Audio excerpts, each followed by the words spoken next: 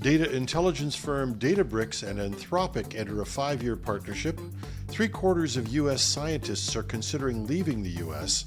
And Honda reduces assembly line workers by 30% using AI and robotics.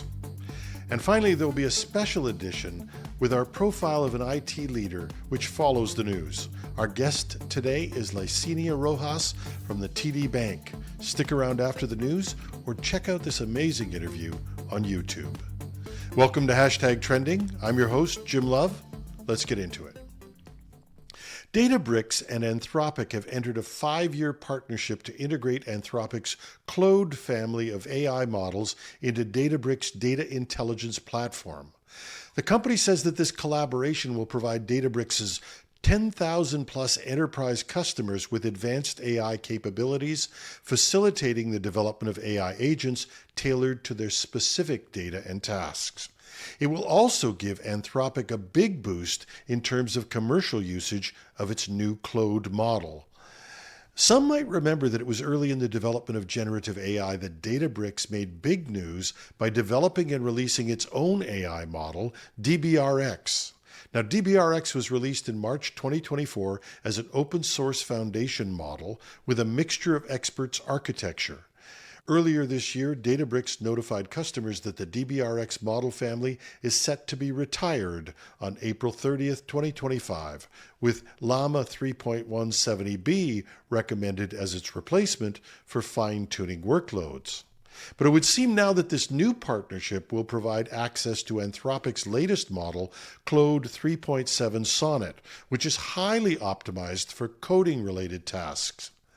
By combining Databricks' data analytics expertise with Anthropic's AI models, the companies say that their collaboration seeks to simplify the adoption of agentic AI, systems that are capable of autonomous or semi-autonomous task execution across various industries. Dario Amodei, CEO and co-founder of Anthropic, said, "This year, we'll see remarkable advances in AI agents capable of working independently on complex tasks.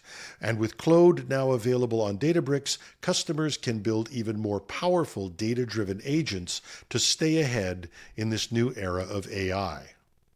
In turn, Databricks put out a statement that talked about the key benefits of the integration, stating, "Customers gain unparalleled end-to-end governance across their data and AI assets, and can automatically enforce proper access controls, set rate limits to manage costs, and track lineage throughout the entire AI workflow."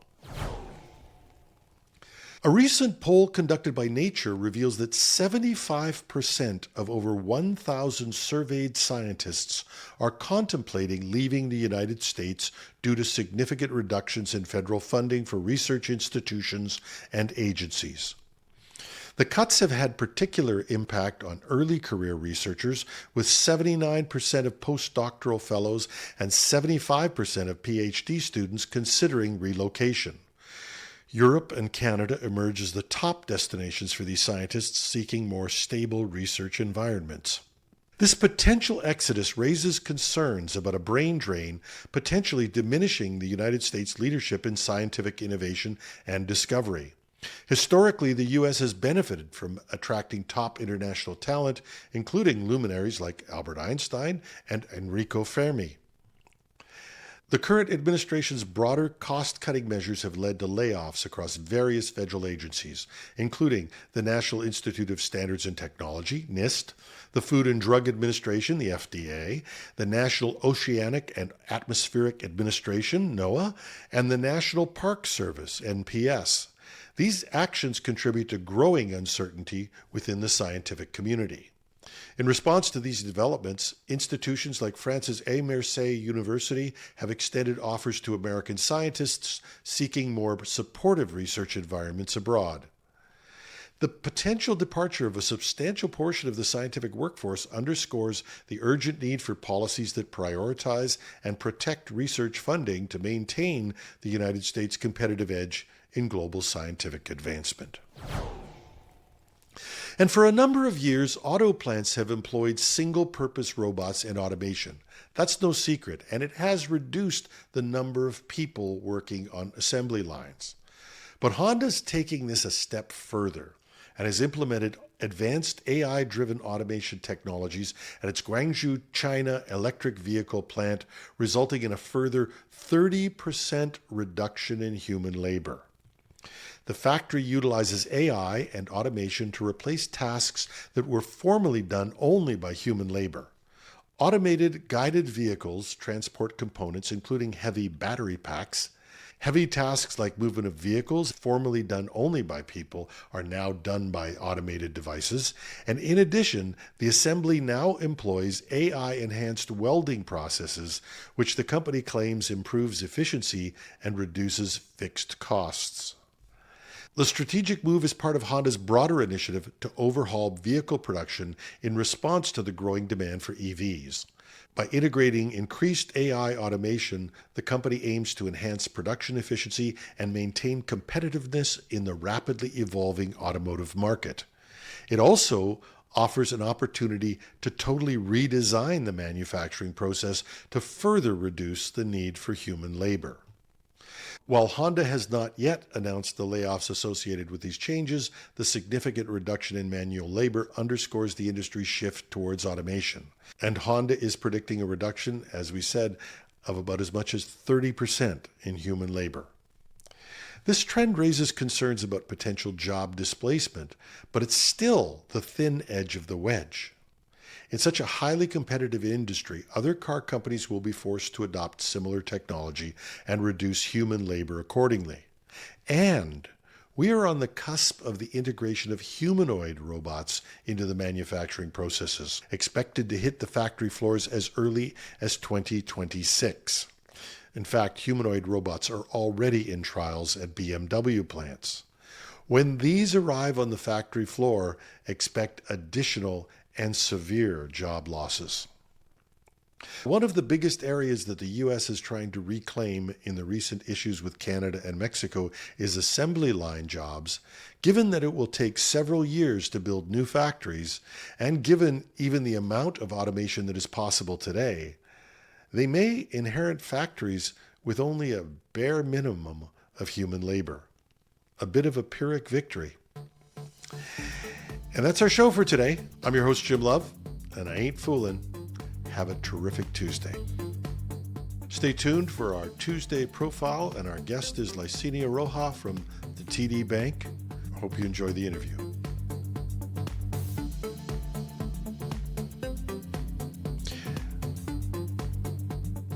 Stay tuned after the news for our interview with Licenia Rojas from the TD Bank. If you can't catch it now, save it and listen later, or you can watch it on YouTube.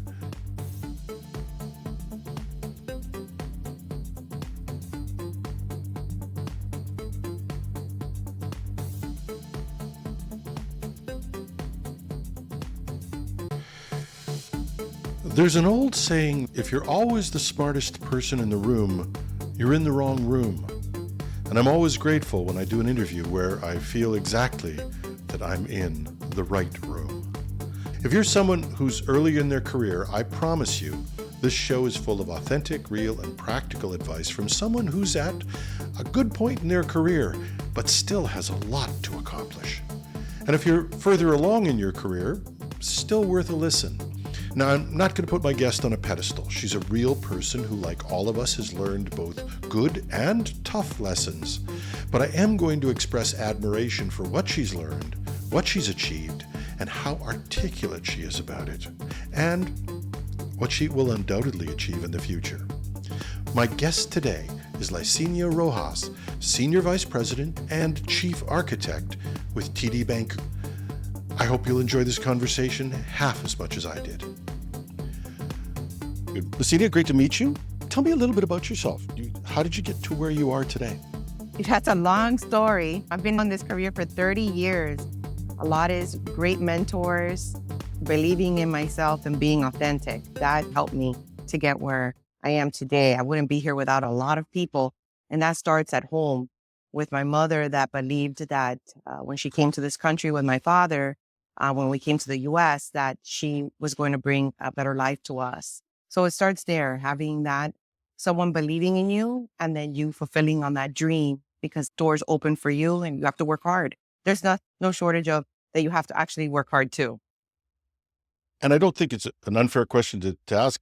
As a young woman, there weren't a ton of role models for women or women of color or even, women from who were of Hispanic descent. What made you so interested in technology? How did you find that? Actually, it found me. I was in high school in the 80s. And as a senior, we started getting computer courses. I found it interesting and I liked it, but I did not know what I was going to do with it. I went on to university as an electrical engineering major.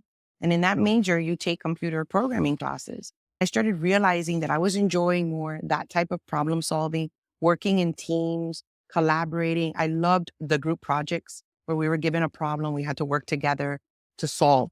That started to open my eyes. I grew up in a neighborhood that was very ethnic, mostly all Cuban immigrants. So I didn't understand the world around me, honestly. When I went to university, that opened my eyes to a lot of possibilities. School and seeing others in those roles explaining what could be done and the jobs that were available. And I started really enjoying it, found my passion. Yeah. Marvelous. We tend to treat education, especially post-secondary education, as you should be driving on your career and you should know everything you're going to need to know and get those work skills. And I'm all for work skills. Don't get me wrong. I teach at several universities and I want my students to come out being prepared. But isn't it wonderful when you get to a program that opens your eyes to the possibilities? Yes, absolutely. And I tell that all the time, even when we have new talent, like young graduates joining, technology is huge. The realm of specialties. I oftentimes give it as like an analogy to being a doctor. There's so many different fields, or the medical field. There's so many different interests. So you need to have an open mind. So when I started out as a programmer, but then I started liking data and I started specializing more in data. And in my career, I've been in and out of data a few times. I loved architecture and I also liked delivery. So through my career, I've had different roles. And every time I tried a different role, it's expanded my mind. I've learned from others that are experts in that space. And then I bring that piece to the next role. So I think that even when you're out of school, that thirst to learn and to explore continues. I think that's part of the ingredients of being successful in your career and also helping others, because part of being successful is helping those around you. And you having that open mindset, that's infectious. And that just really creates that culture and the environment for success at any firm, I believe. Yeah. One of the challenges, though, and I found this in my own career, I think hopefully I've had the courage to deal with it, was when you move into something new, you're an expert one area, and then you move into something new and you've got a whole lot to learn. And I think that may frighten people from expanding their careers. And that I think we'll both agree at this time, as skills are going to change and as the world is going to change so quickly, that need to be able to move out of your comfort zone is really important. How do you deal with that? And how do you encourage it in others? Yeah. I'm not, when you change roles and you're not the expert, it can be scary. I think it's one, realizing that those are natural emotions. I think that's okay. I think it starts there. That's being authentic. And it's so important to stay in that zone to understand. But you also bring a lot. So you have to understand when you're coming onto a new role, there's also something that you're bringing, and you can't lose sight of that. So you also want to bring your strengths to that team and then learn. And what I do is I always set out a plan, 30, 60, 90-day plan, because I think when you plan it, who are the stakeholders you need to meet? What material do you need to learn? I think that helps you overcome your fears as well.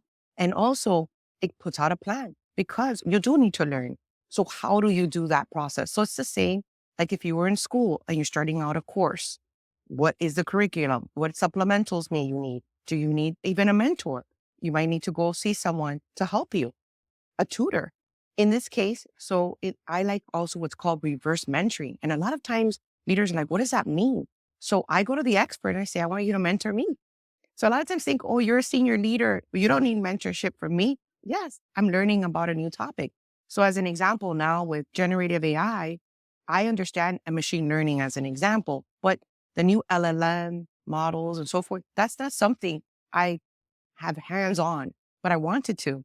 So some of my team was teaching me and explaining to me how it works, prompt engineering. They set up a little class for me, and then a few of us came. And then what it started doing was bringing down the walls. Others were like, oh, if she can do this, so can I. Like, I can learn too, because I was openly asking questions. I was curious, and it was in a safe zone. But I think whenever you go into a new role, and think about the role that I have, the chief architect for one of the largest banks in the world. We touch every technology, every capability, and I have to rely on experts, learn and do my due diligence and apply that learning over and over again and feel comfortable. Yeah. I think one of the coolest moments for me was when I was making a shift over to learn about generative AI. And like you, I come up from a data background. So I had some ideas of this, and my little sister explained it to me. And I thought, how cool is that? Yeah. Yes. Yeah. It's amazing when you ask. I don't know about you, but as I've gone through my career, I've found that people are reluctant to ask people who know things, and those people are more than willing to share. Yes, I would agree. I think it comes down to people don't want to seem like they don't know or have all the answers. And actually, I tell people all the time that curiosity, the fact that you want to learn, is actually a strength. It's a superpower, and use it. Because one, we all know that not everyone has all the answers. I remember many years ago, I was in a meeting and one of the engineers came up with a term, and everyone in the room was smiling and nodding. And I raised my hand. I'm like, what is that term? I've never heard that before. Is that a new thing in API? He's like, oh, I came up with it. I thought it was a good marketing term for the way to explain to others. I actually just made it up. It's really the technical term that you understand. And we were all just smiling and laughing because he would have gone on probably all day, everyone staying quiet and not just asking a simple question of, what is that? I've never heard that before. I'm curious. Tell me more. And he actually broke it all down, and he explained why he was using a different term, because he felt that it was intimidating and he wanted to break it down into smaller pieces to educate others on it and to like make it feel less risky.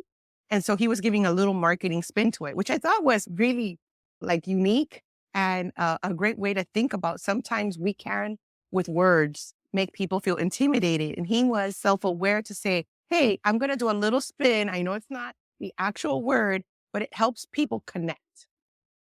Yeah, this is an industry failing. I have to confess, I was close to 50 before I realized I didn't have to know everything.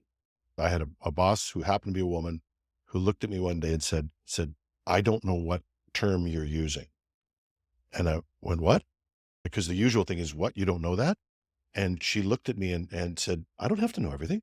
I'm asking you to explain it to me.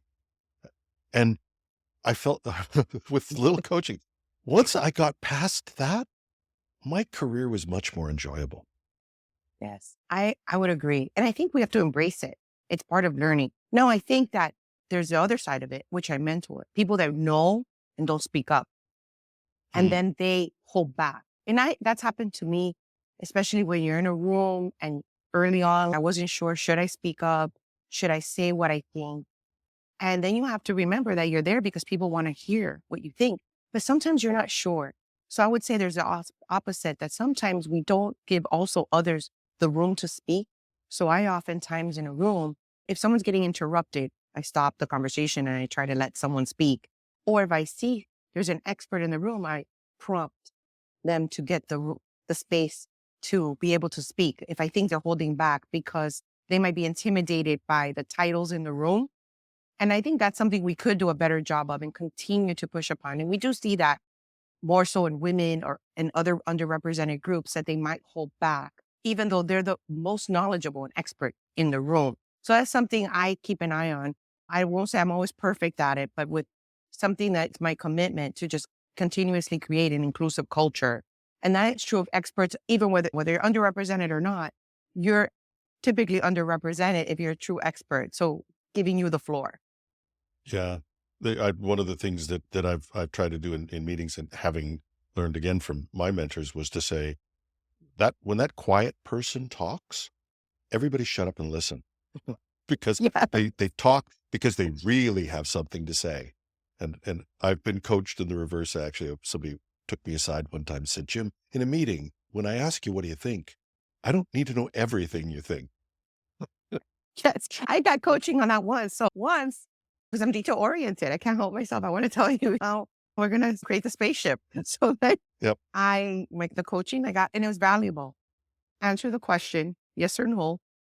And then you ask if they want more detail, because sometimes it's not the moment. And that was very valuable coaching. I do give that coaching to experts because I've been an expert in a domain, and we can go on and on at times. And we lose the audience. They almost forgot like what you said at the beginning. And so I do sometimes, depending on where I'm going, I write little post-its for myself. Pause, breathe, ask if they want more. Like just reminders, because I get excited about technical topics and I could go on. Yep. Yep. And I think I was talking to one guest yesterday, and she said that when she's advising people on what to do with their career, she says, find something that gets you out of bed in the morning. Find you something you're excited about. And that natural excitement leads sometimes to, I want to tell you everything I do. Yes. Yes, that is true. And I would agree with her that you want to do something that you're passionate about and excited about. You also want to work somewhere that excites you. I would say culture Yes. becomes such an important factor. And I learned that through my career. I've worked, I would say, for amazing companies, but I worked for one that the culture wasn't great. It was a short stint, 9 months. And I share this a lot when I mentor others because I had my first job, and I felt like we were getting married, my husband and I, thinking we were wanting to buy a house, wanted to make more money. I was in that place where you were just getting like the standard bumps that you get every year. And Yep. a friend of mine encouraged me, you've been here for 5 years, start looking out. And it was a significant bump, but I didn't do my due diligence on the culture. I didn't understand what it really meant. I just thought, oh, it's a good company. And it didn't have that culture. It was very cutthroat. And they really weren't inclusive. It didn't really have that diversity culture.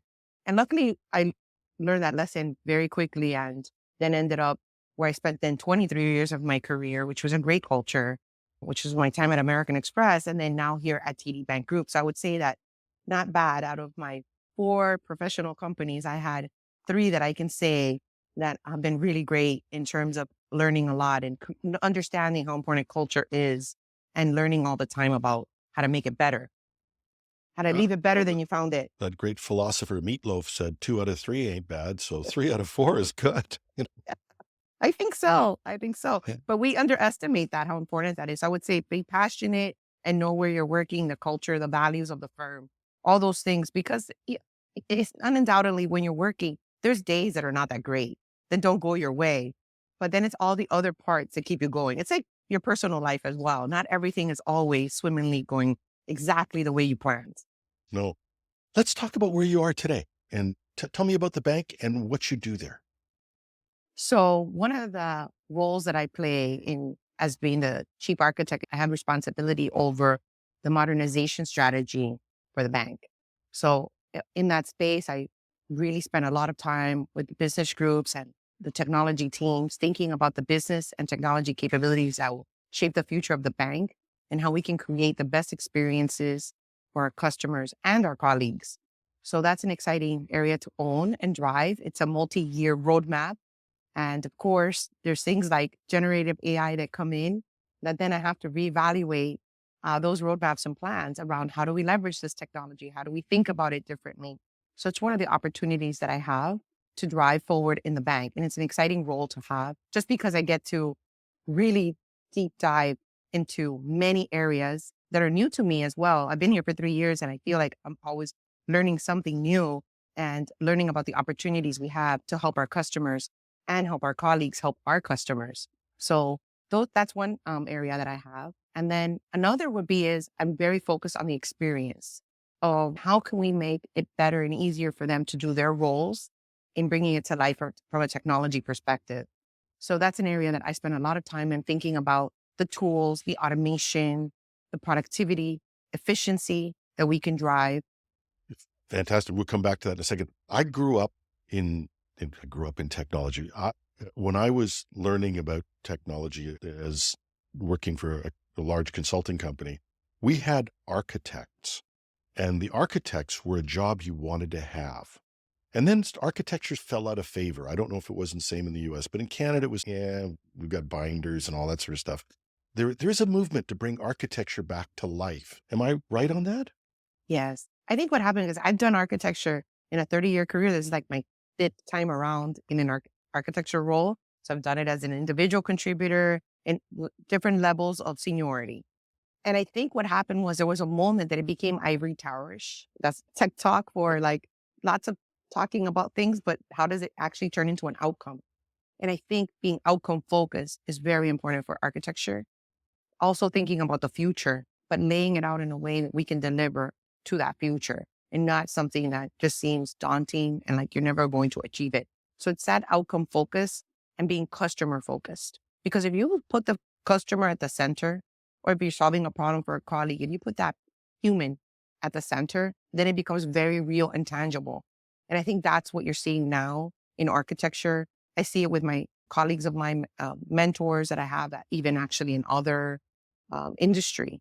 And that's what I think has changed over the last 5 years. I would tell you that's what's coming back. And then the last thing is, I think also because we see how rapid tech is changing. And when you don't have a plan or a roadmap, it's very difficult to pivot. So I think there's also an appreciation for what the role does for you.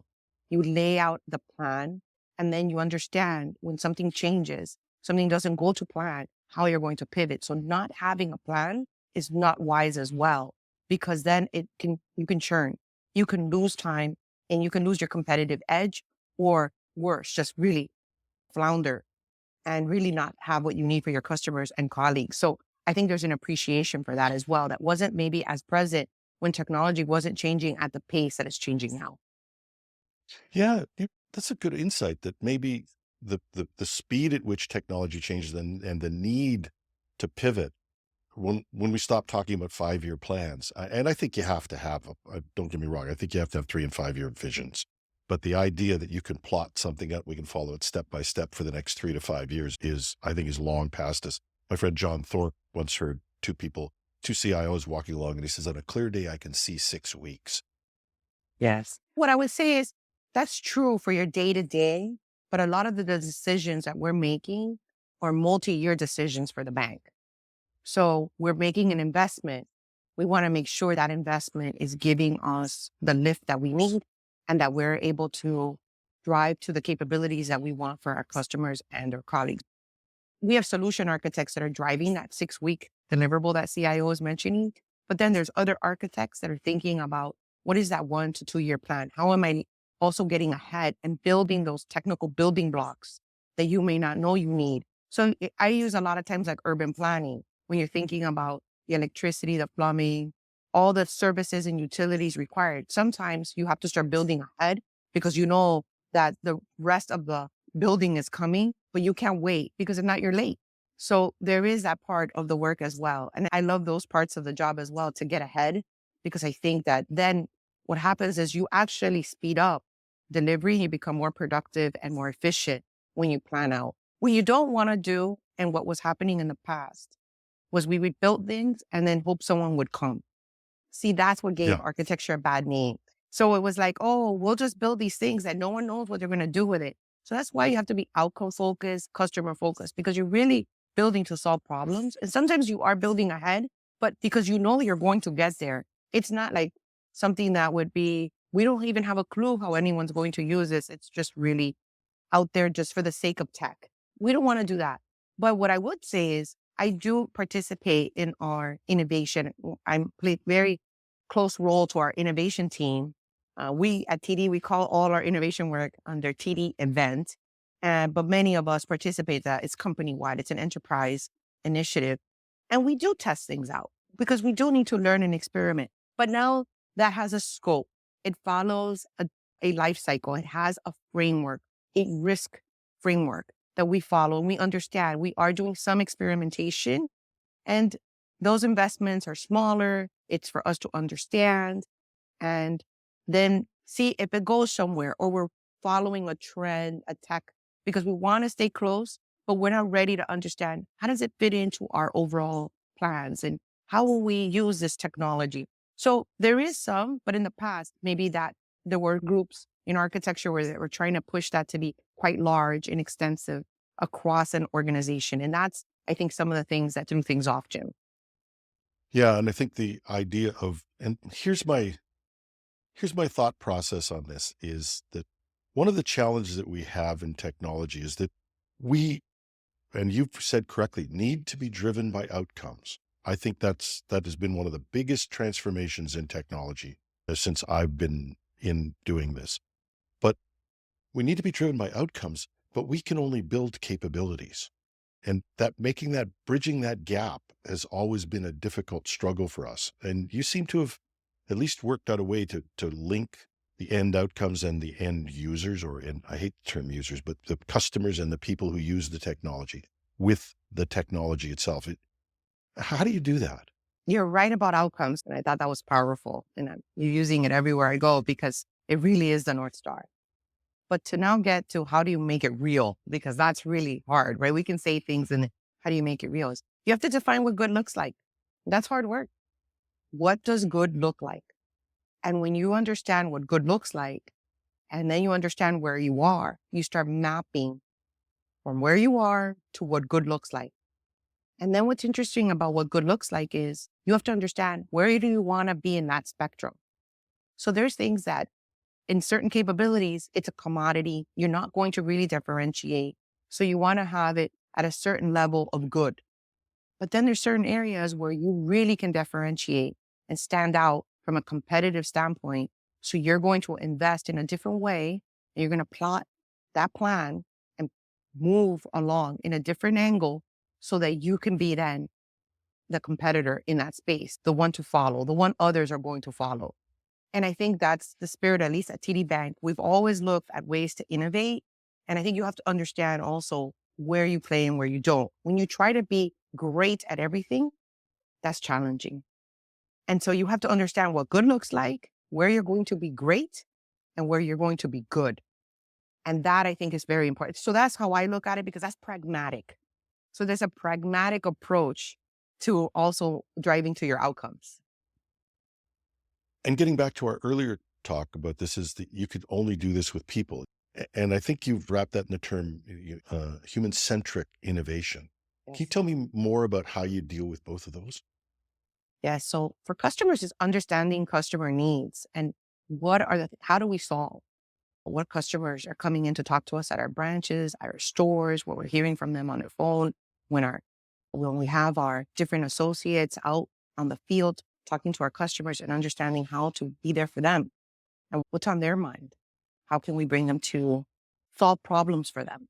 Make coming to Canada a lot easier. As an example, we have a newcomer program for Canada. How do we make that transition easier for them and solve that? What I would have to say must be very difficult, right? To leave behind. I didn't experience that myself. I was born in the United States, but my parents were newcomers, in this case to the United States, but we have this program in Canada. So one is really understanding your customer, and you could do that through that customer like feedback sessions that we receive, really being in tune with your customer. And it's the same with colleagues, doing the roundtables, listening to them, sitting and understanding how are they using these tools.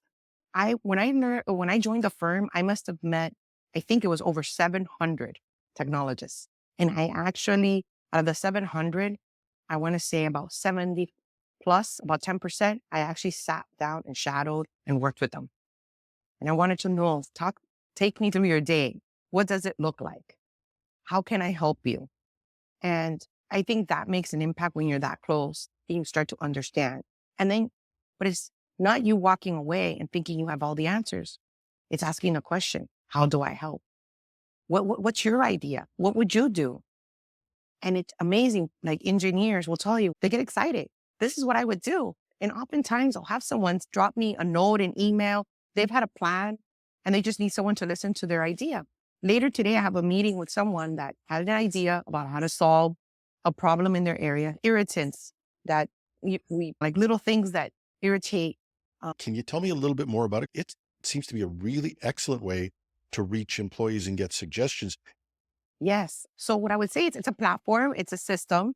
It's very easy. So that's the great part of it, because if you create a lot of friction, people don't use it, right? So it's very simple. They put in their idea and then this idea is reviewed, and many of the ideas that are submitted, then that's why people get excited, are actually actioned.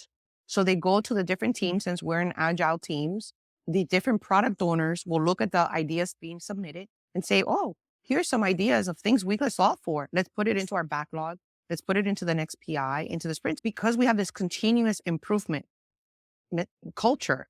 It helps us action. I've been on other instances where you have ideas and they just sit there. And then people stop giving them to you because they're like, nothing happens. So it's about actioning. Now, if you don't action the idea, giving that feedback on the why. So as an example, it could be, we've looked at that idea in the past and we at this time can't make that change because that change would need to be with a outside third party. And so we will bring it up to them. So we, at this time, we're not in control of that change as an example, because it's what the tool you're seeing is actually a third party tool, but we will bring that to their attention because obviously we're a customer of theirs, but we might not be able to action it as in the speed that maybe the colleague was looking for. So I think that two-way conversation is also very important. And then we also have a patent program as well, and we celebrate our inventors. So I think also reward and recognition and people with the top ideas and patents are celebrated throughout the company. So there's different reward and recognition. So it's actioning, making it real, rewarding and recognizing. So I think it's that combination that has made it successful. I wanted to ask you one of the questions I wrote down. I do this conversationally, but I do try to write some questions that I was going to ask you about how you overcome the cynicism that runs through engineers and programmers and technical people. But I think you may have answered that. But we are a cynical group. And I think how do you bust past that when you meet someone? Yes. I'm part of that crew. So I'm not going to say I have a problem with impatience. Things should always go faster. I always want more. But I view that as also a great trait in the role that I bring, right? You would want someone that has some level of impatience in this role. But at the same time, it's about being pragmatic. And I always, in every change or transformation, is bringing others along and explaining the journey. Just recently, I had my leadership team.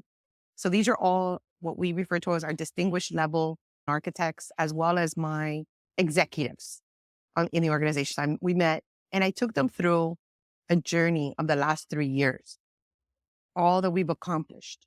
And some of the roadblocks we've also hit and overcome. And then I laid out what the next 3 years look like. And that we needed to, one, celebrate everything for the last 3 years. But now, as everything in change and in transformation, the next 3 years, there's a lot. And how are we going to go about it? How do we now continue to rise to that occasion? And I think it's about taking them through it. And what I did was I leverage a lot an outside group. I have a coach for many years, and I was telling him about what I was doing. And we brought an expert to talk us through how were we going to talk about the next part of the agenda? How were we going to explain the problem, make it relevant? And it was a hit, which I was shocked. I was actually a little nervous. I'm not going to tell you, Jay, because as you mentioned, this crowd can be a tough crowd. They loved it. They want that expert to come back because we brought an expert. So expert to expert speaking about how you go about this. And I think what happened was it was a pragmatic approach. It was real. It was outcomes focused. You could action it tomorrow. And I think that's what happens. That's how you address it. You have to bring others along. You have to explain history to some extent, but give people the vision and the plan and then the tools. And then acknowledge that you need help. And that's what I was doing in that moment. I was showing them the help I received. I was showing them also that I need help as well. And I was bringing that help to them to scale, because it's about my role is to scale and to drive change at another level. And I need them to be part of that with me. And my job is to empower them and enable them to make that happen. I would be totally remiss if I had a head architect on the program and didn't ask what technology you're excited about. But I want to divide this into two areas because we'll immediately go into AI. What are the other technologies that you're finding really exciting and that have real possibilities? So I would say that I could see blockchain and crypto making its way back after its flounder with all that happened in terms of ethics in that space. I think that we're going to see that come back. I think it's going to be interesting to see. its different forms and shapes, especially in the payment industry. So I'm watching that very closely. A second one I would say is a lot of folks were not too excited about metaverse and leveraging type of technology for learning, for thinking about how people might want to interact with each other. I think there's going to be different applications. We see it already and coming into the corporate world because we see it in the world around us in the consumer sense. But in the corporate world, I think that's going to show itself in a different way as we want to create scenarios that feel very real to people. And we also have the reality of people are learning in different modalities now in universities that were not maybe in different generations. So we want to apply that there. We've, for the longest time, detached security from architecture. And I think that was something that sort of happened with these independent groups are there. Yet in a controlled industry or in an industry where you take care of people's money, security must be top of mind. How do you keep that front of mind and from not keeping you from making progress, if you understand my question?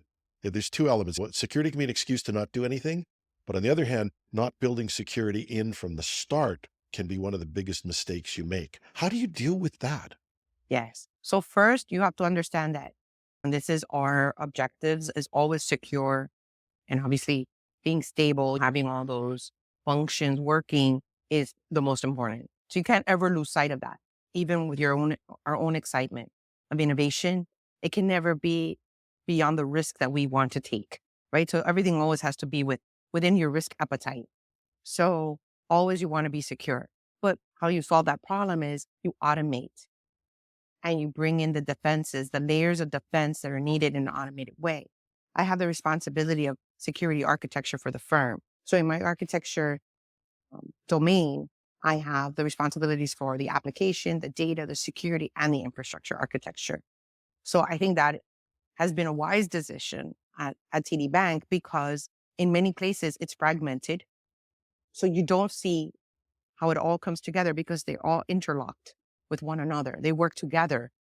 And so automation is our friend here. You're doing it within your risk appetite, understanding that change, and you're bringing things to your customer and colleagues in a way that you know is also part of your culture and value system.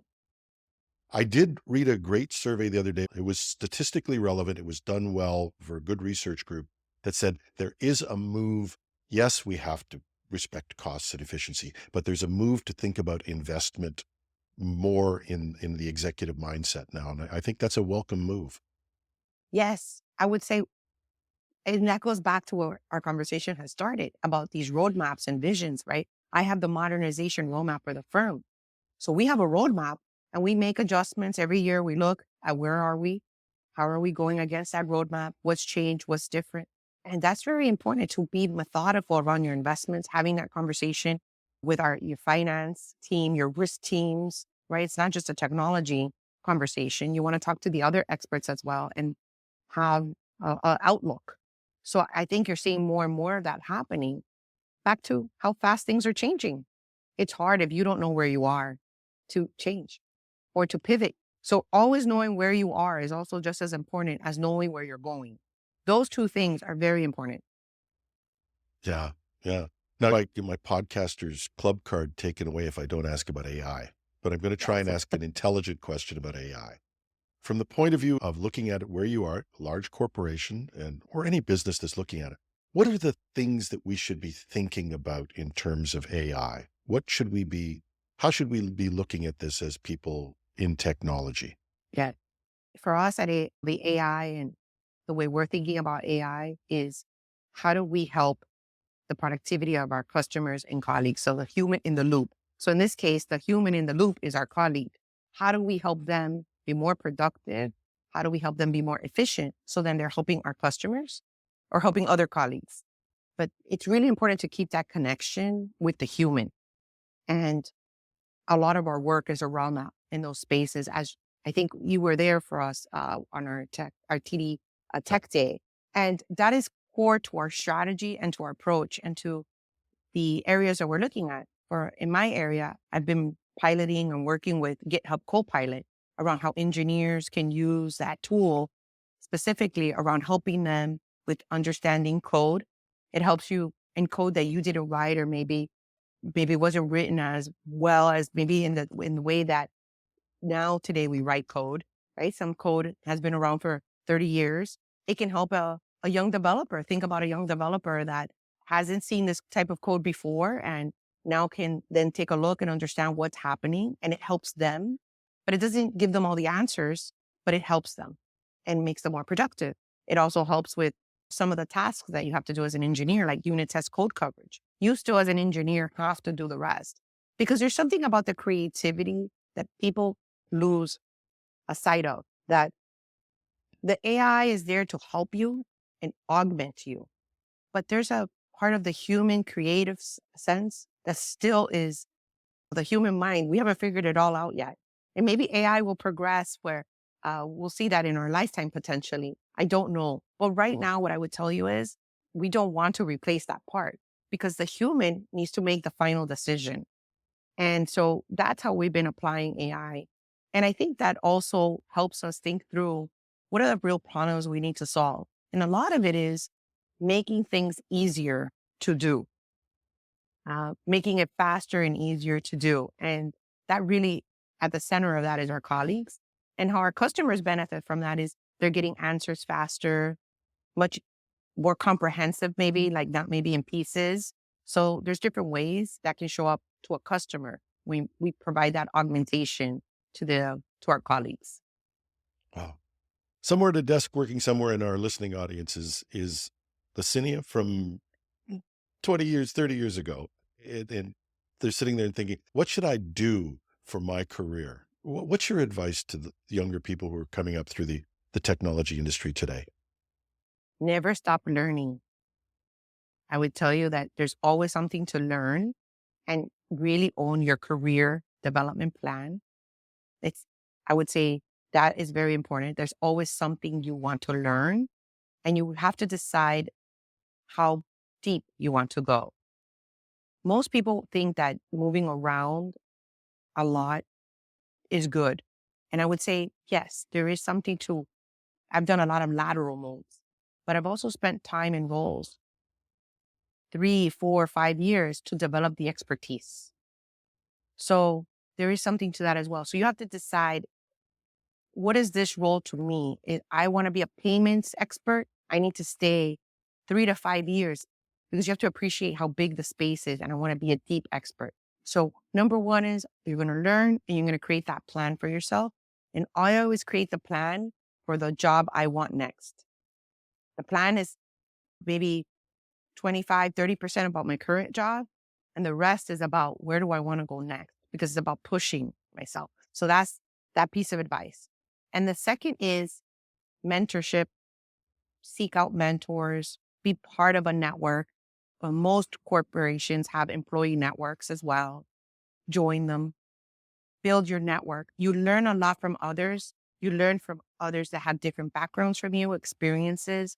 And mentorship is good because that gives you also that safe zone where you could ask questions, maybe also prepare you for a presentation you're going to give, or you're going to do a stand up, you're going to show your code, you're going to meet with a product owner, maybe for the first time as an engineer, and that mentor can help you. And sometimes your mentors are not always senior leaders. It could be the most technical person on your pod, on your agile team, someone on another team. It could be a product owner. Think outside the box is what I would say, because all of those individuals will add to your career. And then what I would say is don't let self-doubt creep in. That's usually, we limit ourselves. Usually we do a better job than anyone else can do in limiting yourself. And when that self-doubt starts to creep in, because it always does, that's when the mentors and those around you get you out of that and you are back on track. So make sure you have those mechanisms, because failure is part of it. Failure gives you growth. And I've grown and I share my stories all the time. And those people around me are still with me today, and they help me get back on track. The mark of a great conversation is when you could go on for another half an hour or another hour. It has been such a thrill meeting you. Thank you so much. Thank you, Jim. I feel the same way. And thank you for having me. And thank you for bringing this all to life and to your audience. I really want to thank you for bringing tech and people like myself that giving us a voice out there. So thank you so much, Jim. And that's our show. Love to hear from you about this show or any other aspect of the podcast. A number of you have connected with me, either emailing me at editorial@technewsday.ca or on LinkedIn. And as I've said, I rely on all of you out there to keep me in touch with the real world. Thanks for tuning in. You have busy lives and lots to do with your time, and you chose to spend it with us. We appreciate it. I'm your host, Jim Love. Have a great weekend.